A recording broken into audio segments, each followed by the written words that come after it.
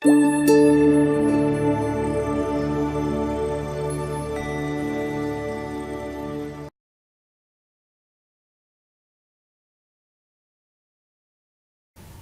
know how much you value your ionizer. We also know how much we value our customers. We wanted to take just a few minutes to show you what we need and what we don't in order to get your service authorization processed as quickly as possible. Just a few things like packing tips so your ionizer can be sent in safely and without damage caused by shippers, as well as the parts that we simply don't need. This is going to help us get your ionizer back to perfect working order and returned to you as quickly as possible and in the best possible condition. What we need in order to service your ionizer is the ionizer itself. We don't need accessory items. We're not interested in tubes, diverter valves, angle stop adapters, filters, filter doors, or any of those things. We really need the working parts of the ionizer. Now, if you're using a Delphi or an under-sink kit adapted to your ionizer, we're going to need the faucet back. We know that this is a little bit more of a difficult de-installation in getting things ready, but if the problem lies in one of those faucets and we don't see it, we won't be able to fix this issue. This could cost you extra time as well as extra money in having to separately ship the faucet back. So if you are using an under-sink ionizer, please be sure to include the faucet unless otherwise instructed by one of our technical specialists. When I say just the ionizer, I mean we don't need doors. We don't want filters. We especially do not want filters sent in your ionizer. The reason being is that they hold water, and while it's being shaken around on the back of a delivery truck, the water can spill out, get inside of the ionizer, and actually cause more damages, greater problems, at which point it's not a manufacturer's defect, it's not a quality control. It'd be an operator error thing, and it could result in a very costly repair. So please don't send your filters in.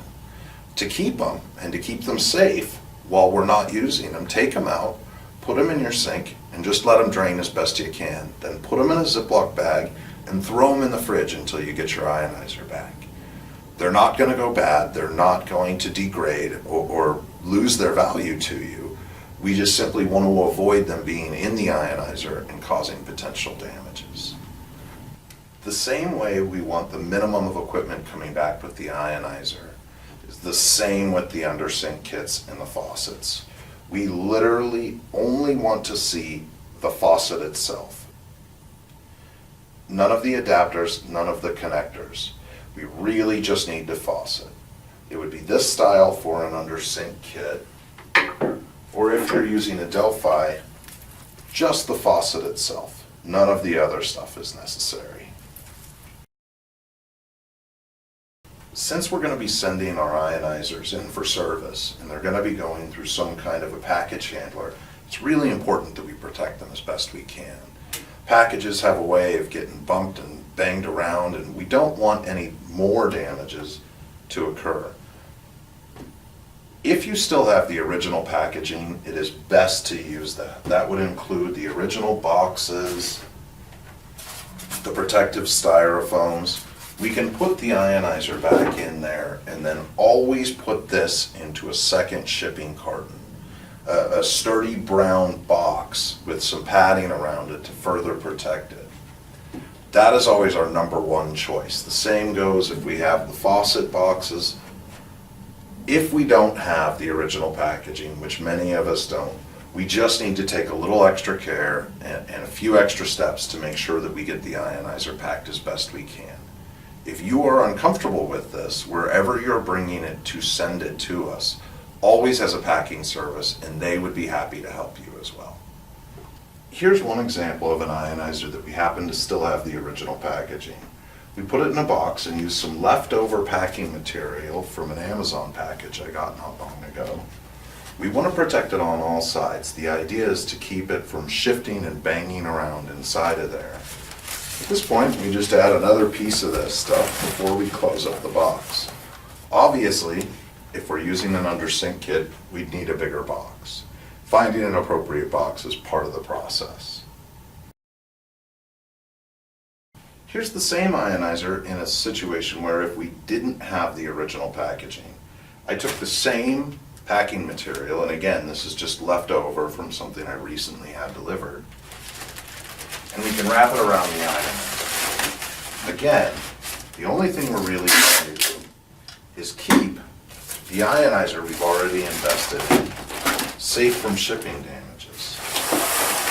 Now, packaged like this, we have it secure on two sides. When we get it into the box, we would of course want to reinforce both ends. Regardless of the materials we have, if we don't have these bubble bags, peanuts, chunks of styrofoam, whatever we have can be adequate. And of course, the shipping service that you're going to use to send the ionizer back to us, they can always help create a solution for this.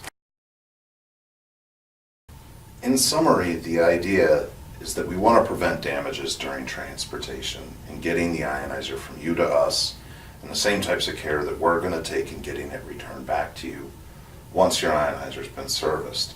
The better we can pack it, the better we can protect it, and that's really all this is about.